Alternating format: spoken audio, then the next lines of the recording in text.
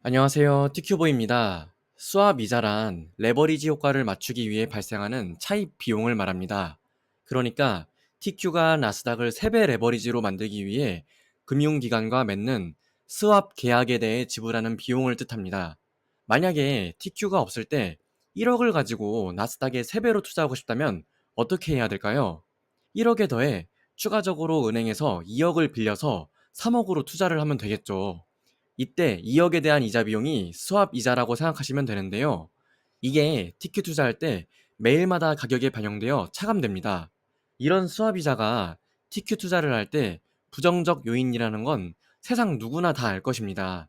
하지만 저는 이런 스왑 이자를 일종의 티켓값, 미국 주식에 대한 입장료 정도로 생각을 합니다. 스왑 이자보다 나스닥 지수에 편입된 기업들의 이익 성장률이 훨씬 높고요. 이로 인해 2009년 이후 QQQ가 1000% 상승할 때 TQQQ는 10,000% 이상 상승했습니다.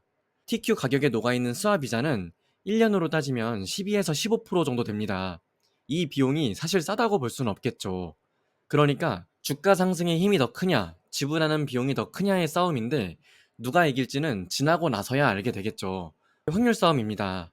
그래서 저는 어차피 미국이라는 나라를 믿고 간다면 이런 거 알아봐야 피곤하기만 할 뿐이다 라고 생각하는 입장이긴 합니다. 환율도 생각 안 하고 양도소득세 22%도 생각 안 하는 저로서는 10% 초중반하는 시도합이자는 선료로 보입니다. 먹은 만큼 내야죠. 미국이 자기네 나라에 레버리지로 투자할 수 있도록 껴주는 게 어딘가요? 저는 이것만으로도 감사합니다. 구더기 무서워서 장 못 담글까 라는 속담이 생각나네요. 다음으로는 변동성 끌림에 대한 저의 의견입니다. 변동성 끌림 현상은 주가가 50% 하락하면 다시 원점이 되는데 100% 상승이 필요하므로 특히 레버리지 장기 투자를 하면 안 되는 이유 중 가장 큰 이유로 꼽히는 이론입니다. 100원에서 10% 오르고 10% 내리면 100원이 아니라 99원이 되고 3배 레버리지인 TQ는 30%가 오르고 30%가 떨어질 테니 91원이 되므로 더욱 레버리지 투자를 하면 안 된다는 내용이죠. 여기에 대해서 제 의견을 말씀드리겠습니다. 일단 미국 주식은 그렇게 10% 오르고 10% 떨어지는 시장이 아닙니다. 그렇게 예쁘게 플러스와 마이너스가 같은 크기만큼 움직인다면 사실 어떤 주식이든 할 수가 없습니다.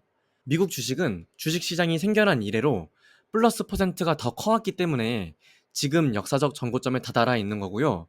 지난 수십 년간 평균적으로 1년에 10% 이상씩 올라왔던 것이 팩트입니다.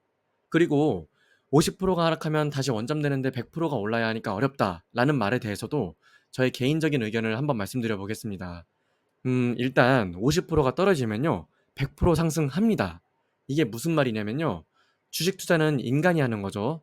지수가 1만 포인트에서 50% 하락해서 5천 포인트가 되면 그 다음 다시 상승할 때에는 사람들이 어떻게 생각하냐면 50%가 떨어졌으니 50%가 오른 7,500포인트까지만 사야지 라고 생각하지 않는다는 뜻입니다. 사람들 머릿속에는 어쨌든 1만 포인트까지 가봤던 지수다라는 생각이 있기 때문에 다시 그 포인트까지는 반등에 오릅니다. 인간은 상승률, 하락률보다는 상승가, 하락가에 조금 더 집중하게 됩니다. 9만원 하던 삼성전자가 지금 6만원 합니다. 여기서 투자자들은 9만원에서 6만원까지 떨어진 비율만큼 그만큼 상승할 거다라는 생각보다는 과거 9만원까지 갔었던 주식이다라고 생각하고 거기까지 다시 올라갈 거라는 생각을 하게 된다는 뜻입니다. 모르겠습니다. 국내 주식은 모르겠지만 미국 주식, 특히나 S&P와 나스닥 지수는 그렇게 작용합니다. 변동성 끌림 현상은 수학적으로는 분명히 존재하는 현상이지만 미국 주식의 장기적인 상승 추세를 이길 수는 없습니다. 오늘은 수화비자와 변동성 끌림 현상에 대한 제 개인적인 반박 의견을 말씀드려 보았습니다. 제가 진짜 열심히 TQ로 파이어족이 된다고 까불고 있는데 위험하게 보는 사람이 많은 것도 알고 있습니다. 그런데 하이 리턴은 하이 리스크 없이는 얻을 수 없습니다. 저는 투자 원금 2억 정도로 높은 확률로 인생을 바꿔볼 만한 게임에 참여한 것입니다. 다 잃어도 다시 일어나면 그만입니다. 2억 원 없어진다고 무너질 거였으면 저도 시작조차 안 했을 겁니다. 정확한 금액을 밝힐 순 없지만 주식을 제외하고도 꽤 많은 현금을 보유하고 있고요. 앞으로 5년 뒤엔 제가 어떻게 되어 있을지 정말로 궁금하네요. 시간 금방 가잖아요. 지금까지 제가 말씀드린 것처럼 TQ 투자에는 분명 수화비자와 변동성 끌림이라는 리스크가 있습니다. 하지만 이런 리스크를 충분히 이해하고 감당할 수 있는 자금으로 접근한다면 이는 인생을 바꿀 수 있는 기회가 될 수도 있습니다. 많은 분들이 TQ 투자를 위험하다고 보시는 것도 틀린 말은 아닙니다. 저도 그 위험성을 인정합니다. 하지만 우리가 잊지 말아야 할 것은 미국 시장의 장기적인 성장성입니다. 테슬라, 애플, 마이크로소프트, 엔비디아와 같은 혁신 기업들이 이끄는 나스닥 시장은 앞으로도 계속 성장할 가능성이 높다고 봅니다. 제가 생각하는 투자란 단순히 수학적 계산이나 이론에만 매몰되지 않고 시장과 기업의 미래 성장성을 보는 것입니다. TQ는 그런 성장성을 3배로 누릴 수 있는 기회를 제공합니다. 물론 그만큼의 리스크도 따르겠죠. 5년, 10년 후에 제가 어떤 모습일지, 이 투자가 어떤 결과를 가져올지는 아무도 모릅니다. 하지만 확실한 건 저는 제 나름대로의 믿음을 가지고 신중하게 결정한 투자를 하고 있다는 겁니다. 실패해도 인정할 준비가 되어 있다는 뜻입니다.